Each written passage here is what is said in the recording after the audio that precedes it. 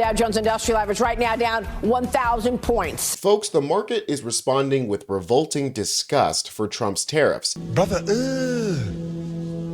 what's that? As it only took 5 minutes after the opening bell to plunge 1,000 points. It turns out Liberation Day is more like Laceration Day, as Trump dooms the market to death by 1,000 cuts, or rather tariffs. It's getting so bad that even Maria the Muppet Bartiromo is having a hard time breaking this news on her show. I'll show you guys how the Republicans are dealing with this, as well as some analysis on the early impact of the tariffs. If you guys are enjoying the video, make sure to like the video and double check that you're subscribed. For every sub, we'll give 1 point back to the Dow Industrial Average. Futures this morning are indicating stocks will plummet at the opening of trading. The Dow Jones Industrial Average right now down 1,000 points. All three major indices finished higher earlier before the president spoke and made the announcement on tariffs. Stocks were higher across the board at the close. How investors are navigating markets ahead right now. European markets this morning also in the red. Deep declines. Then the FT 100 down 113. The DAX in Germany down better than 400. In Asia overnight, red across the board. The Asian indices finishing like this, with the worst performer, Japan. Nikkei average down 2.75%. I love the distraction of pulling up foreign markets as if their stocks aren't tanking because of Trump's tariffs as well. It's not exactly good for foreign manufacturers when their products are more expensive in the American market. And somehow, despite a sea of red, a veritable bloodbath, these Republicans are still pretending like this is a good idea. Here's the Secretary to Agriculture on Maria Bartiromo, pretending like Trump knows what he's doing. While certainly the economy will be adjusting, the negotiations will continue. We are really, really excited and very grateful to President Trump's leadership and being willing to be bold and fearless in facing some pretty big policy challenges around the world. So what is the impact on farmers then?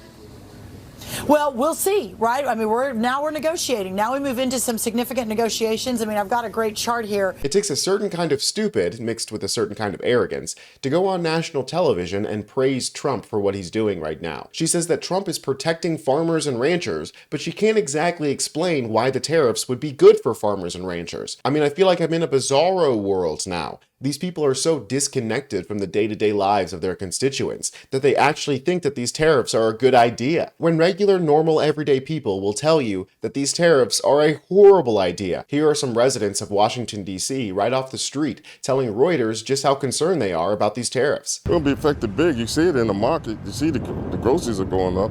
The farmers are catching it. You know, he come and flip the whole system around. Yeah, I mean, avocados from Mexico is definitely a big one that I think about. I know some of our citrus too are grown internationally as well. Those are two of the big ones that I can think of off the top of my head. But you know, still know that that's gonna have an impact on grocery budgets. You know, it's still really concerning. I'm not sure. I'm not really like feeling it at the moment, but like when they do, if they do, right?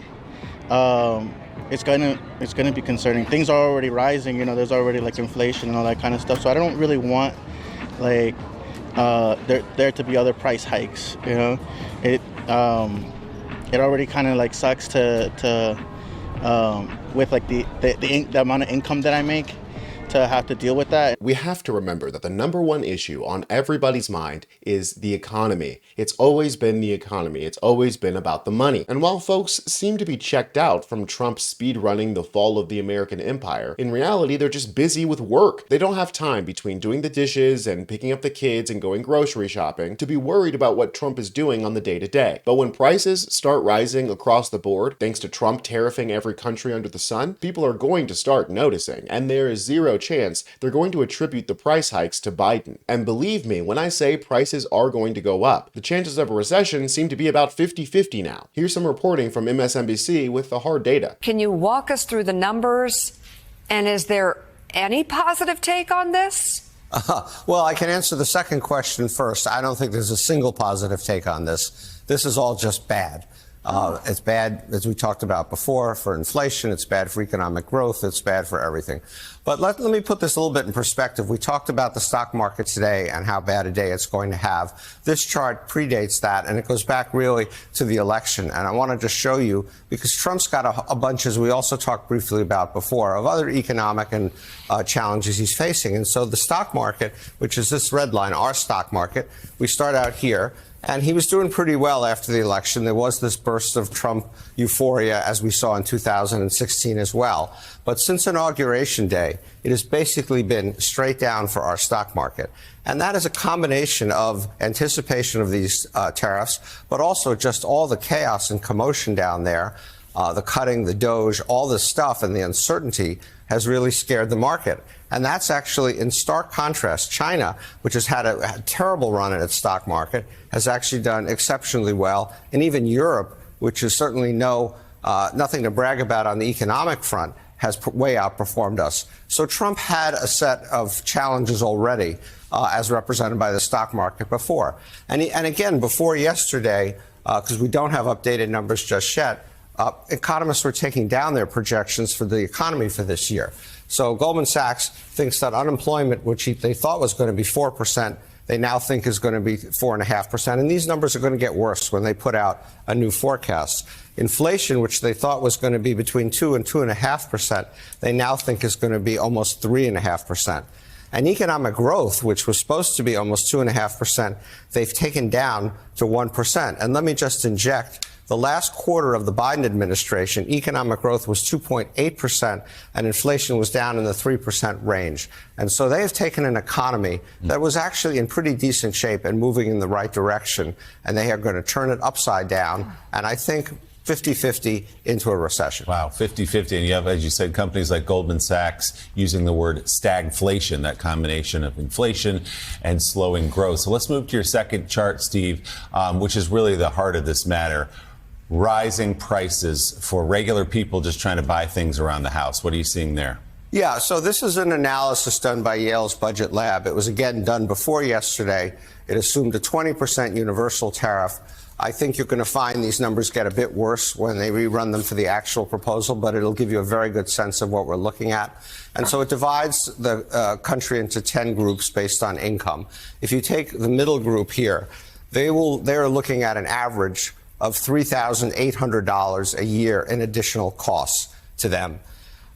As you go up the income scale, the actual dollars you get do go up, but what's happening is the percent loss of your income is going down. In other words, it's regressive. People at the upper end are losing less of their income. People at the bottom end are losing more of their income, over 5% of the income, $2,300, somewhere in the second tenth from the bottom, which is probably $20,000 a year or something like that of annual income. Obviously, not a lot. So this is an indication of consumers. If I set a trap for Donald Trump, something that seemed completely irresistible, but would actually get rid of whatever goodwill he had with the working people, tariffs would be that trap. Whoever gave him the book on McKinley that gave him the idea to do these tariffs, one, major fuck you, because I'm an American too, and I'm also going to be hurt by these tariffs. But two, masterful gambit, sir, because Trump is absolutely eating his own tail with this one. The widespread nature and the instantaneous effect of the tariffs will be a 1-2 punch that puts Donald Trump right on his ass. I'm Tony Hinderman with Really American, and I'll catch you next time.